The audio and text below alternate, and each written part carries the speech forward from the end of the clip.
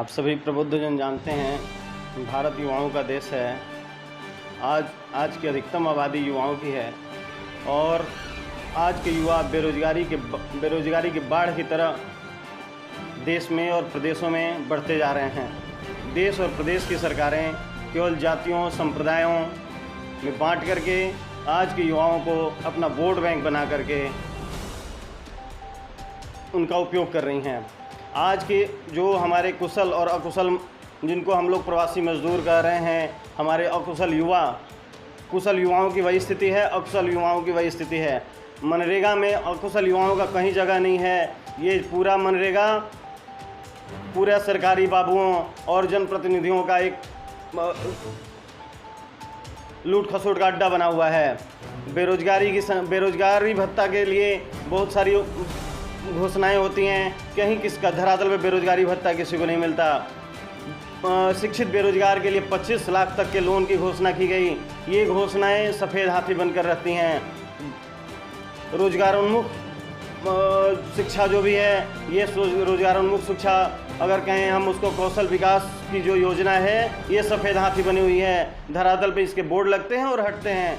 कहीं इससे युवा निकल करके अपने रोजगार की तरफ नहीं बढ़ पा रहे हैं। मैं आप सभी के माध्यम से अपने खास करके बिहार प्रदेश के युवाओं को ये कहना चाहता हूँ कि आप सभी इस जाति और संप्रदाय और इस कुचक्र से बाहर निकल करके आप एकजुट हो करके अपने हक हुकूक की लड़ाई के लिए आप एक साथ आएँ और इस कुचक्र से और इस सरकार की नीतियों के कुचक्र से आप बाहर आएँ। और जनता पार्टी, जनता युवा मोर्चा आप लोगों के साथ खड़ी है। ये अगर हमारी सरकार बनी तो हम युवाओं पे हमारा विशेष युवाओं के आयोग, युवा आयोग, युवा के नीति निर्धारण पे विशेष ध्यान रखा जाएगा। जी बताइए। जनता पार्टी बिहार विधानसभा चुनाव के तैयारी के बनिस्पत अपनी तैयारी की जानकारी देने के लिए बिहार में जनता पार्टी की चुनावी भागीदारी की जानकारी देने के लिए ये प्रेस कॉन्फ्रेंस, संवाददाता सम्मेलन आयोजित किया गया। जनता पार्टी लंबे समय तक राजनीतिक गतिविधियों से दूर रही, किंतु जब से मैं जनता पार्टी का जयप्रकाश बंधु राष्ट्रीय अध्यक्ष के उत्तरदायित्व का निर्वहन कर रहा हूँ, तो पार्टी 2019 के लोकसभा चुनाव में भी पार्टिसिपेट करी। महाराष्ट्र, हरियाणा, झारखंड और दिल्ली के विधानसभा चुनाव में भी हमारी भागीदारी रही। बेशक हमारे उम्मीदवार बहुत अच्छे परफॉर्मेंस नहीं कर सके, किंतु बिहार विधानसभा चुनाव में हम जोर शोर और शिद्दत के साथ लगे हुए हैं। मुद्दा वही है, आज बिहार में लगभग 30 लाख हमारे स्वयंसेवक दूसरे राज्यों से आए हुए हैं और बिहार सरकार का रवैया उनके साथ कैसा है ये आप लोगों से छुपा हुआ नहीं है। सारे लोग, क्योंकि आप लोग तमाम लोग मीडिया के लोग हैं, और किस तरह उनके साथ तिरस्कृततापूर्ण व्यवहार किया जा रहा है, कैसे उन्हें अपमानित किया जा रहा है, उन्हें अपने घर में प्रवासी भारतीय मजदूर कहा जा रहा है, ये सब खेदजनक बात है। युवाओं की स्थिति, किसानों की स्थिति, महिलाओं की स्थिति, अपराध की स्थिति, बस राज्य सरकार और भारत सरकार दोनों मिल करके एक सांप्रदायिकता के नाम पर और एक जातीयता के नाम पर, यानी कि ये सरकारी कार्यक्रम के रूप में इसको लागू किया गया है और सरकार का संरक्षण प्राप्त है। और समाज को विभक्त करके, युवा शक्ति को विभक्त करके, युवाओं को बांट करके किसी भी तरह के क्रांति के संभावनाओं को नज़रअंदाज करने का या उसको अस्थायी रूप से समाप्त कर देने की कुछ चेष्टा हो रही है। जनता पार्टी क्रांति की उपज है। लोकनायक जयप्रकाश नारायण जी के द्वारा आहूत संपूर्ण क्रांति की राजनीतिक परिणति जनता पार्टी है। जनता पार्टी का स्पष्ट ध्येय, स्पष्ट विचार है कि हमें पुनः एक बार क्रांति की ज़रूरत है भारत में, और वह क्रांति जो है व्यवस्था परिवर्तन के लिए होगा। सत्ता तो परिवर्तन होते रहे हैं। बिहार में लालू प्रसाद जी 15 बरस रहे, बड़े भाई छोटे भाई नीतीश कुमार जी आ गए, 15 वर्ष इन्होंने भी बिहार की जनता का जितना भरपूर दोहन करना चाहिए किया, भावनाओं का दोहन किया, सोशल इंजीनियरिंग किया, समाज का जात जात में बांट दिया, ऐसी विभाजन करी समाज की कि हमारे युवा आज विभक्त पड़े हुए हैं। उनके अंदर एकजुटता के बीज ही अंकुरित नहीं हो रहे हैं। जनता पार्टी इन तमाम मुद्दों को लेकर के बिहार विधानसभा चुनाव में सारी चीज़ों को, शिक्षकों की स्थिति देखिए, लालू जी उनको पारा शिक्षक बोल गए और नीतीश जी बोल रहे हैं कि ये नियोजित हैं।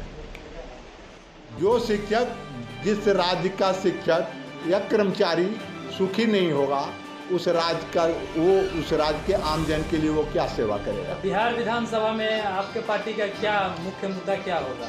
सारे मुद्दे जो ज्वलंत मुद्दे हैं उन मुद्दों को, जैसे बेरोजगारी है, किसान की समस्या है, महिलाओं की समस्या है, बढ़ता अपराध है, सांप्रदायिकता है, जातिवाद है, प्रवासी जिनको कहा जा रहा है, हमारे स्वयंसेवकों को जिन्हें प्रवासी कहा जा रहा है, वे एक सबसे ज्वलंत मुद्दा है। हमारे युवा जो आज रोजगार के लिए दर दर भटक रहे हैं, वे तमाम मुद्दे हैं। मुद्दों की कमी राजन जी बिहार विधानसभा चुनाव में जनता पार्टी के पास कमी नहीं है। बस जनता को क्या संदेश देना चाहेंगे? जनता को यही संदेश देना चाहेंगे कि जनता पार्टी का इतिहास स्वर्णिम रहा है। मोरारजी देसाई, कर्पूरी ठाकुर, रामसुंदर दास, ये तमाम लोग बिहार में मुख्यमंत्री हुए, भारत के प्रधानमंत्री हुए। उनके द्वारा किए गए कार्यों का अवलोकन, विश्लेषण करके और एक बार आत्मचिंतन करके और जनता पार्टी पर पुनः भरोसा करें। हम एक स्वच्छ और बड़ी ही सुंदर सरकार देने की कामना के साथ बिहार की राजनीति में सभी सीटों पर चुनाव लड़ने की तैयारी में हैं। जी, पार्टी का नाम बताएं अपना। जनता पार्टी। जनता पार्टी वही जनता पार्टी जो 1977 में संपूर्ण क्रांति की राजनीतिक परिणति के रूप में जिसका गठन लोकनायक जयप्रकाश नारायण जी ने किया था। मोरारजी देसाई भारत के प्रधानमंत्री बने थे, चंद्रशेखर जी इसके अध्यक्ष बने थे, यहाँ कर्पूरी ठाकुर बिहार के मुख्यमंत्री बने थे, वही जनता पार्टी है। ये लालू प्रसाद यादव उसी से पहली बार सांसद बने थे, नीतीश कुमार पहली बार एमएलए बने थे, रामविलास पासवान पहली बार सांसद बने थे। यानी भारतीय जनता पार्टी इसी से निकली हुई है। 1980 में जनता पार्टी से निकल करके भारतीय जनता पार्टी का गठन हुआ था। या आज जितने भी जनता नामधारी राजनीतिक दल हैं, सभी किसी न किसी रूप में जनता पार्टी के ही संतति संगठन है। बड़े खेद के साथ कहना पड़ता है कि जनता पार्टी को अपने ही औलादों से लड़ना है। इसके लिए हमें बहुत भारी मन से कहना पड़ता है कि उन लोगों ने लोकनायक जयप्रकाश नारायण जी के आदर्शों को तिलांजलि दे दिया।